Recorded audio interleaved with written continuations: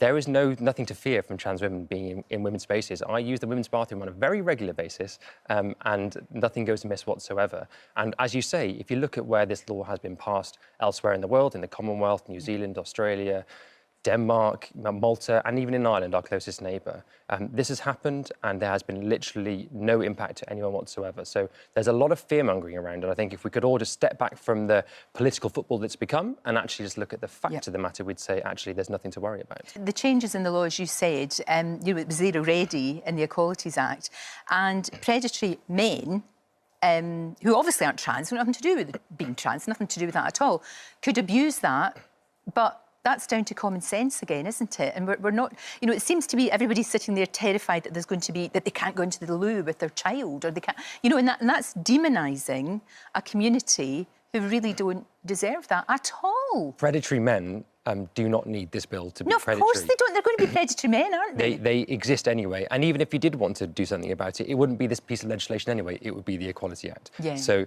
again, it's just a very clear example where it's a very easy thing to say and say, well, trans women, they're a threat to women's rights.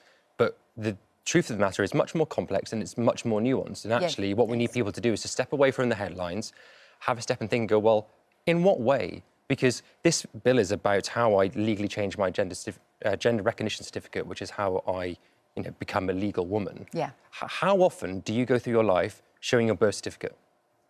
Never. Yeah, you I mean, like you don't. a handful of times, you know, when you get married or, you know, when you're talking about your pension, that's not the piece of paperwork we use, and that's the piece of paperwork this bill changes. You know, so, again, it's just so much fear-mongering and so much angst around it, and the government's assertion that by this going through in Scotland, it impacts equality legislation in the rest of the UK just simply isn't true.